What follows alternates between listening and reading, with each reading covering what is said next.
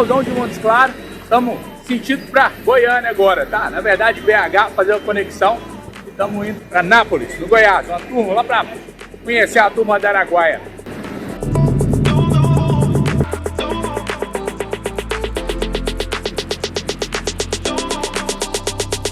E aí a gente já tá na cidade de Anápolis aí, tá? Onde a gente participou de um seminário aí super legal realizado pela Araguaia Fertilizantes ali. E a gente foi convidado de estar prestigiando e participando desse evento ali e levando um pouquinho do nosso conhecimento aí, das nossas experiências em campo aí, tanto na cultura da abóbora quanto na cultura da melancia, né? Aí eu separei alguns trechos aí desse seminário, alguns assuntos importantes que a gente tratou que eu queria compartilhar com todo mundo que nos acompanha no canal, com todos os inscritos aí do nosso canal. Mas antes eu queria chamar rapidão meu parceiro Thiago Rosa para falar um pouquinho mais da Araguaia pra gente. Olá, me chamo Thiago Rosa e sou gerente geral das lojas Araguaia. No mercado desde 1978, fundada na cidade de Anápolis, Goiás, a Araguaia se consolidou como uma das maiores e mais respeitadas distribuidoras de fertilizantes, sementes de soja e produtos agropecuários do Centro-Oeste. Hoje, com mais de 112 mil clientes e 1.600 colaboradores, estamos presentes em 8 estados. Atualmente, contamos com 45 lojas, que fornecem mais de 3 mil produtos e infraestrutura completa para atender nossos clientes, com comodidade, rapidez e segurança.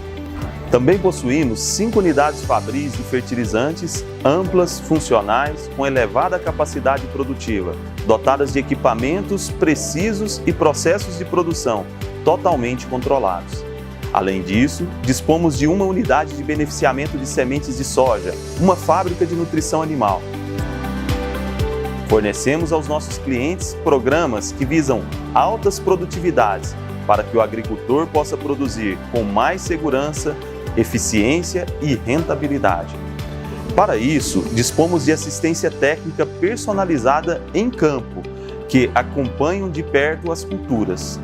Para a execução de todos esses processos, contamos com uma equipe de agrônomos, veterinários, zootecnistas, engenheiros de produção e químicos que garantem a qualidade de nossos produtos e serviços.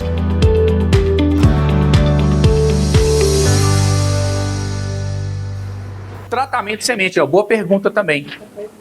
Vamos lá. Tem alguns produtores, especialmente na região sul do país, que o pessoal usa fazer tratamento. Eu até já vi fazendo tratamento com cada trem esquisito também, mas vi fazendo tratamento com Actara. Agora, eu vou falar o meu ponto de vista, não faz sentido. Ela já vem tratada ali, tá bem que tudo bem que o tratamento ele é um tratamento fraco, mas eu só recomendo o tratamento de semente ali em áreas que você vai ter problema. Normalmente o pessoal lá faz depois que tem uns. Mas aí não é um tratamento de semente. Se for depois que plantou. Eu falo assim, tem uns que plantam normalmente, outros já gostam de colocar tem gente que põe em evidência, né? Aham. Põe demais. E aí. Chomexan. Aí o que acontece? Vamos supor ali que depois de 5 dias você plantou, começou a germinar, às vezes dá problema. Aí eles entram com. Como é que é o nome do outro lá? Actara. Não, tem o outro lá, tem Actara, mas... Durivo. Isso. O Durivo funciona bem. Faz muito tomate. Muda de tomate. O pessoal faz no roteiro. Vamos lá, mas aí vamos contextualizar aí. Não é um tratamento de semente mais, né, turma? Vamos convir. Uma vez que a gente já plantou, tecnicamente não dá pra gente falar que aquilo é um tratamento de semente, aquilo é um manejo. Isso. E aí eu concordo. Inclusive nos meus programas que eu disponibilizo para a turma, um desses tratamentos ali, 5 dias após a emergência, eu gosto muito de usar o Actara. Se tem problema com lagarta rosca, você falou a opção aí que é o que vai resolver o problema. Durivo. Aí, é o seguinte, você está trabalhando em uma área que você já tem incidência, você vai fazer uma aplicação de um Durivo ali também, sem precisar, não é um produto barato. Já o Actara também não é barato, mas eu gosto de fazer o Actara ali. A região nossa lá dá um besourinho preto. E eu tava, o pessoal da Singenta tinha ligado pra mim, cara, eles tinham, até falei com o Comiquez, né? Pra gente gravar na semana que vem, eles estão tendo um problema danado. Aí tá tendo um movimento agora pra exclusão de algumas moléculas ali. A do Actara. Tá? O de abóbora que ele faz esse tratamento com Actara. Ele faz esse tratamento de semente usando o Actara. Ele deixa a semente ali um tempo na solução e planta. É uma opção e funciona, tá? É uma opção que eu acho bacana de se fazer sim. Agora, para quem tem, por exemplo, um sistema de gotejamento,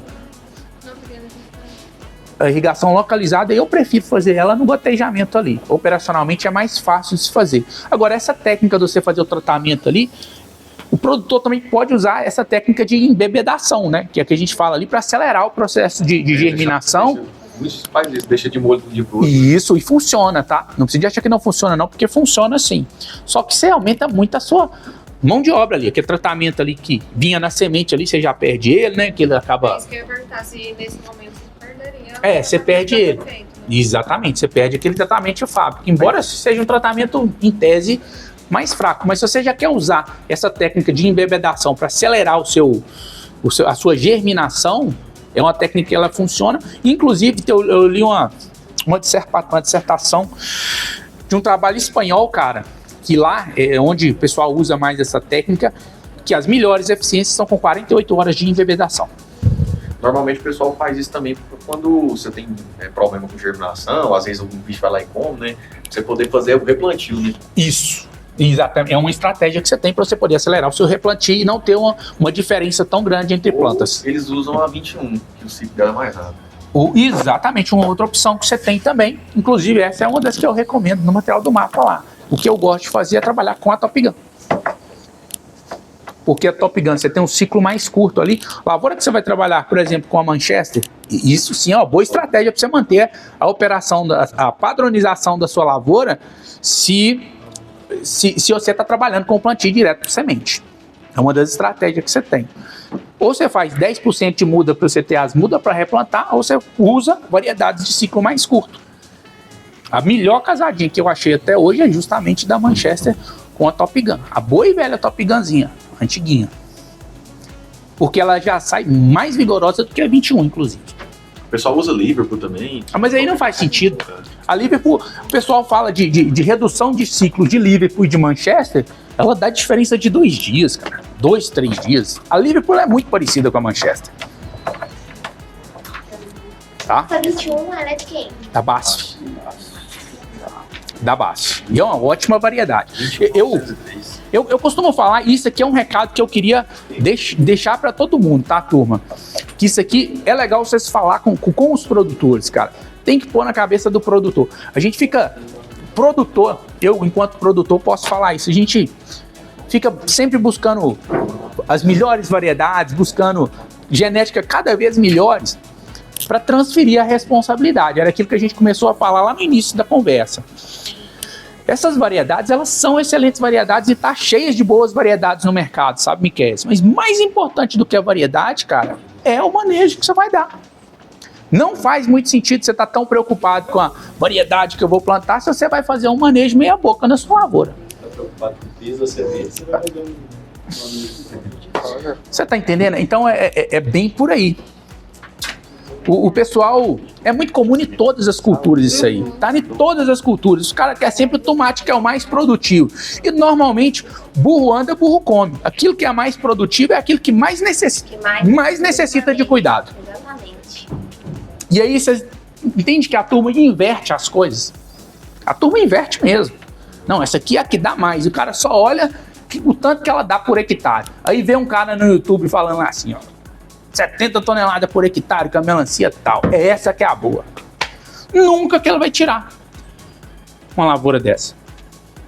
Porque o segredo está no manejo.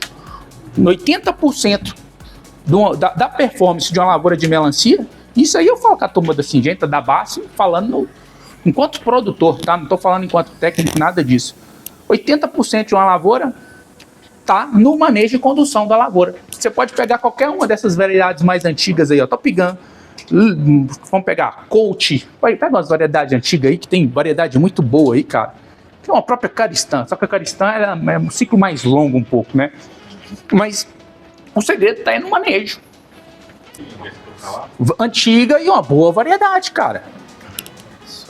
Aquela que domina. Aí, é o que eu tô falando. É uma boa variedade antiga. A Red Heaven tem pelo menos aí uns 10, 15 anos que ela tá no mercado sendo comercializada. lá no Mato Grosso ainda é pretendo Vamos pensar pra gente ver também a própria Manchester. A Manchester já é uma variedade antiga. ao mesmo tempo. Elas são parecidas. Elas são bem parecidas. Bem parecidas. É o passado. Tudo. De tudo. E assim, Critério e desenvolvimento de mercado, inclusive assim, é importante a gente falar isso também. Elas são muito parecidas. A gente tem essa... Como que eu vou falar, cara? Essa liderança aí da Manchester tantos anos no mercado, porque os caras conseguiram entrar de uma forma tão forte no mercado com pós-colheita dela, que até para entrar uma outra variedade hoje é muito difícil, que é o que aconteceu também com a própria abóbora Takayama. Alguém acha que eu tô errado nessa consideração? Vocês estão aí, vocês vendem Youngstar também, né? Top Seed. Ah, só a Super Seed. Ah, mas vocês devem ter visto, só você chegou para vender Aí, então. Na região não, cara, eu vou falar, essa aí eu vou extrapolar para falar Brasil, cara. Mais de 30 anos que ela lidera. Você acha que é à toa? Que é uma variedade que ela não é boa, por exemplo? 30 anos liderando o mercado nacional. E aí você entra nesse embate também aí da própria questão cultural. Hoje você vai ter alguns produtores que o cara não quer nem saber, só planta Manchester. Não quero saber não, eu planto é Manchester. Não quero saber. Tá certinho. É desse jeito. Mas assim, isso não acontece por acaso, né? Não por acaso Manchester é líder nacional. Não é por acaso. A gente não pode desmerecer também, não. Nada, as coisas não acontecem por acaso, não. E é bom vender Coca-Cola. É bom vender Coca. Vender Coca é só tirar pedido. Parece que trabalhou com pré-emergente, a área que trabalhou no Mauch, é absurdo a diferença da melancia que foi trabalhada no Mauch. Inclusive a germinação. O Mauch, uma outra coisa que é interessante falar aqui, ele acelera o desenvolvimento, inclusive da planta na semente, a germinação. Faz sentido, né? Que ele mantém a temperatura e fica mais quentinho ali. E mantém a temperatura, que essa variação térmica atrapalha demais a germinação. Principalmente na melancia. Na abóbora você não vai ver tanta essa diferença. Aproveitando essa pegada aí de residual, assim, não tem nada a ver com pré-emergente, mas nós da região de Uruana ali, não só da região de Uruana, acho que de toda a região, o pessoal tem uma dificuldade muito grande na hora de você arrendar uma terra.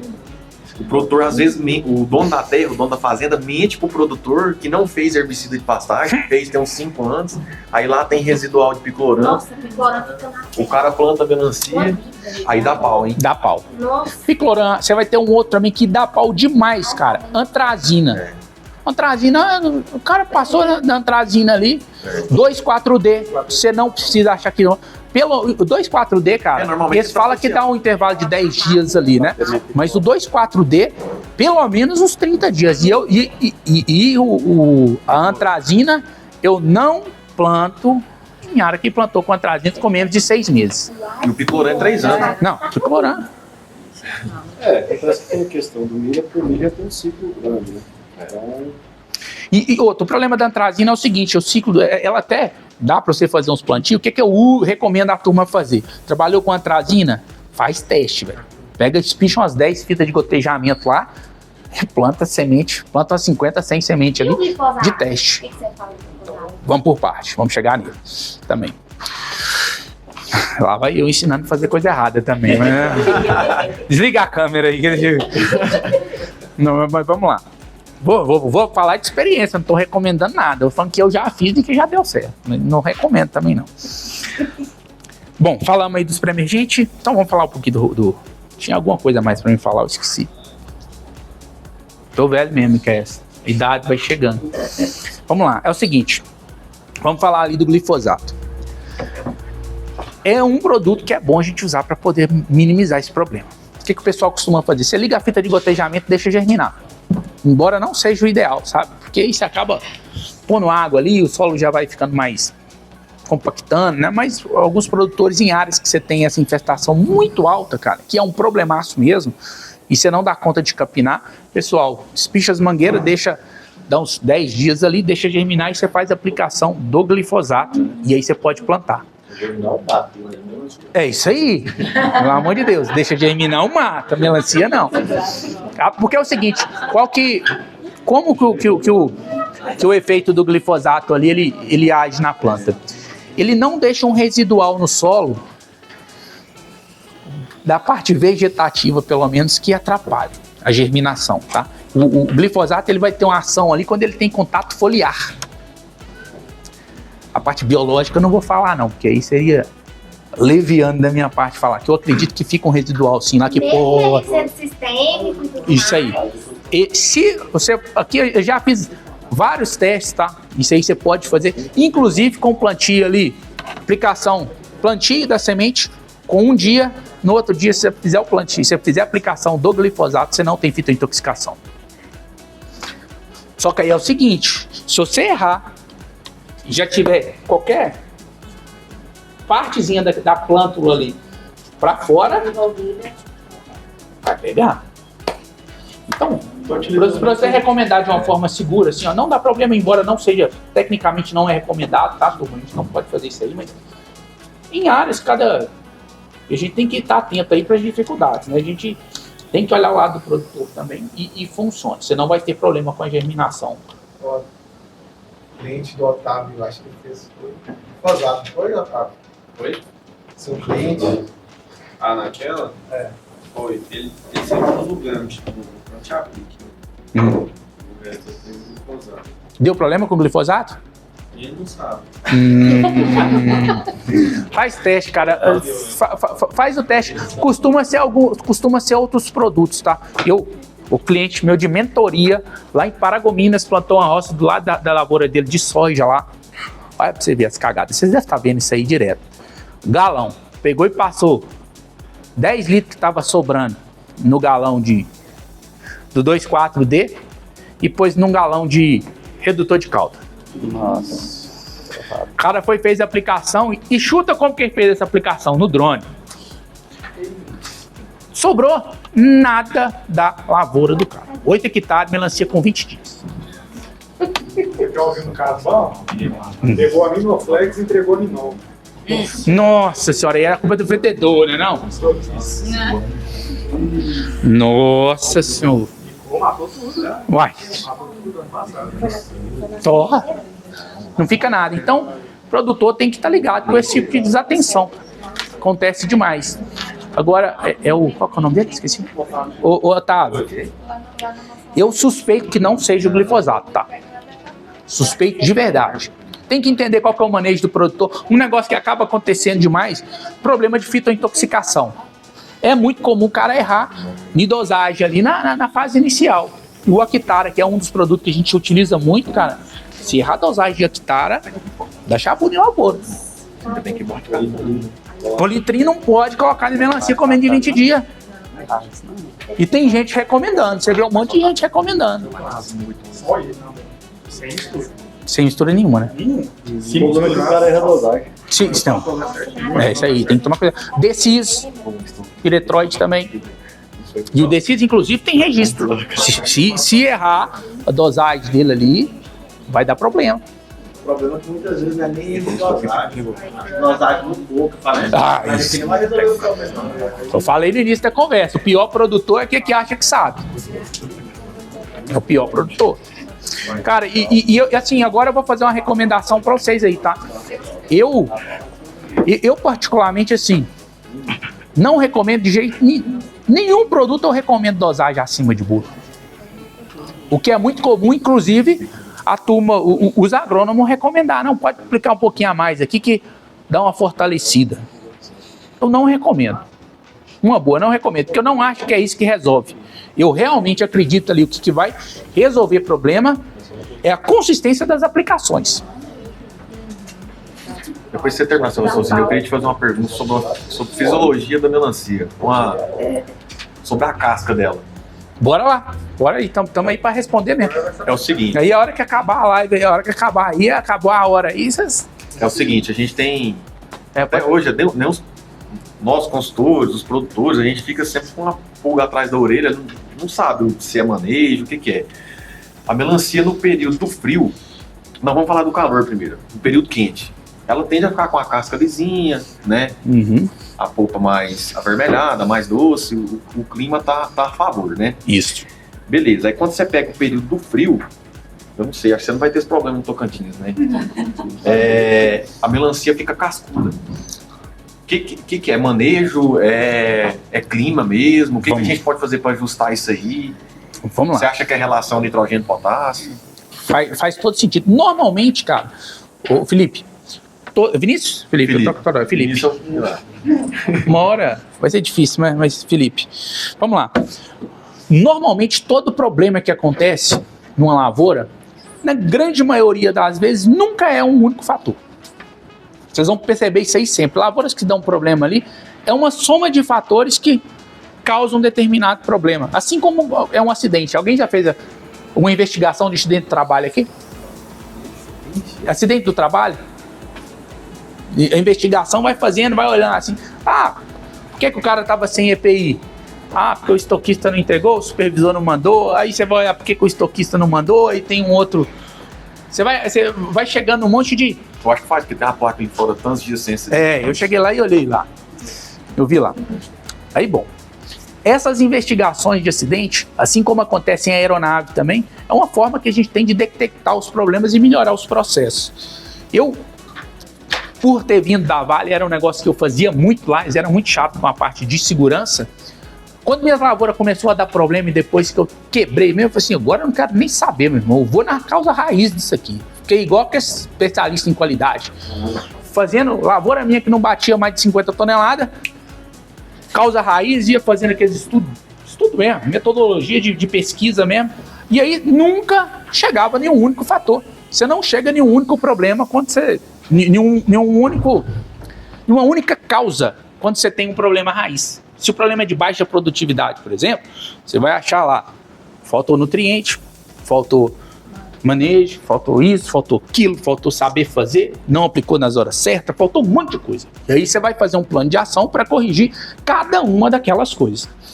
E no caso, voltando para o assunto, não fugindo da sua pergunta, só te explicando aqui. Você já teve problema com melancia cascuda? Já, todo mundo tem. O produtor que nunca plantou, então ele tá mentindo para você. É aquela melancia que ela fica toda cheia de ondinha assim, né? Parecida até com aquela lá do fundo lá, aquela mais grossa lá. Só que ali ela tá aceitável, dá para vender numa boa ainda. Isso acontece em função de temperatura, tá? Temperatura favorece isso aí. O que mais? Excesso de nitrogênio favorece isso aí também. Própria utilização inadequada do sistema de irrigação favorece isso aí. Você tá entendendo que então normalmente é uma soma desses fatores? Você já plantou numa época que não é o ideal? Porque normalmente o que acontece? O cara planta numa época de frio, achando que você vai dar o mesmo manejo numa época de calor.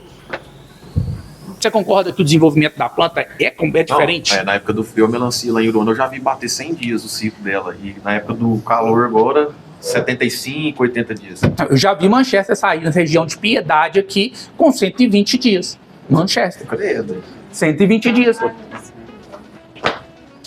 Mas aqui, você acha que... 50 mil hectares. Não, pois é, fica caríssimo no final das contas, mas ela sai, porque se ela pega uma quantidade... Porque o que faz ela madurar ali é justamente a temperatura. O que faz ela... Não é só o ciclo dela. Se ela está tendo ali condição de sol baixa iluminação, baixa luminosidade, temperatura baixa, você está diminuindo o metabolismo da planta. O que quando ela está no calor, ela está no 12. Esse sintoma tem como reverter ou ele só aparece no final lá da colheita? Rapaz, não reverte não. Não reverte não. Segura fruta assim, ó, a lavoura tá mais linda do mundo. Só que aí, cara, não que vai colher, aí você acha, não, vai dar 70 toneladas, aí dá 50, dá 40. Dá 50, dá 40. Um outro que é muito comum, alguém aqui já... Você que tá mais na área de melancia, os dois aqui devem ter visto isso aí. Melancia ficando triangular. Vocês já viram ela ficando meia com as pontas, tipo um triângulo assim? A gente viu isso da braba, né, Vinícius? Melancia ficando triangular. Mais triangular, mais torto. A braba, a gente viu. Tem tamanho nenhum lá. O cara com uma bola, será que um quadrado? É. Lá ela ela não tem padrão pré-definido, não. Mas isso aí eu já vejo que é uma deficiência talvez de carnocimoro, né? Formação de fruto. O pessoal costuma falar bastante disso aí, tá, cara? E eu tem briga com agrônomo aí por causa disso aí. Briga sim, cara, de apresentar ponto de vista. Você vai ver isso aí acentuado com excesso de nitrogênio.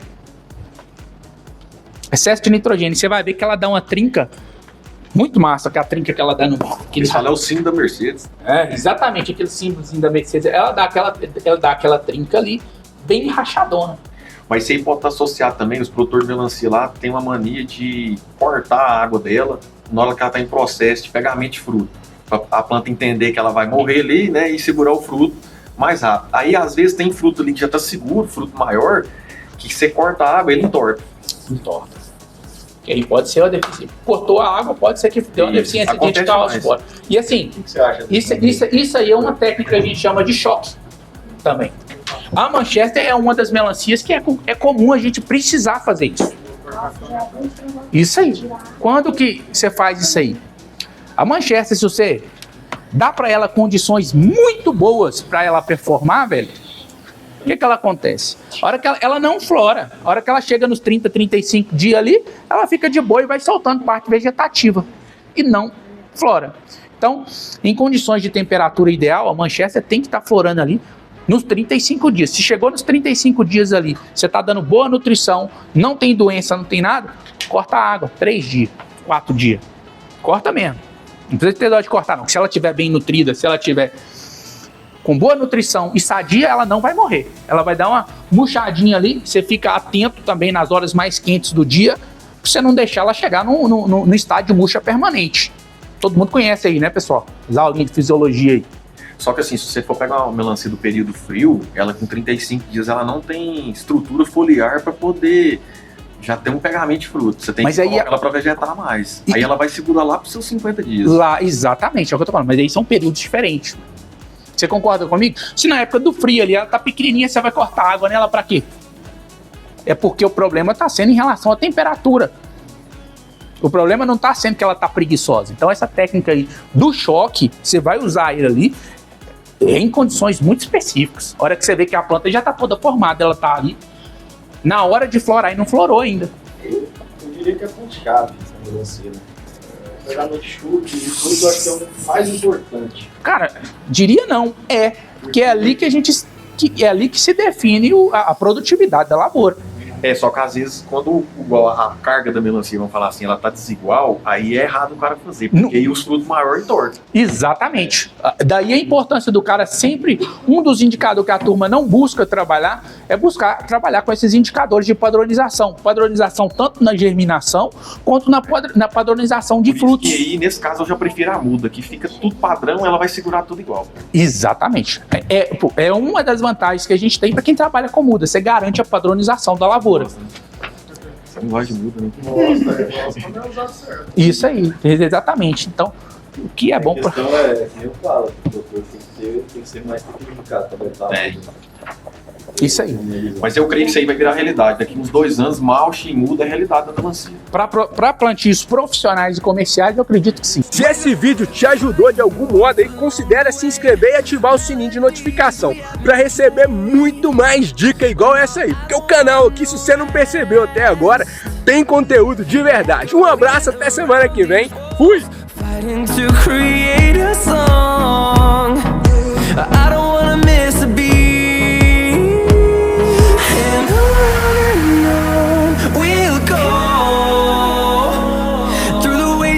Through the highways till my shadow turns to sun rays.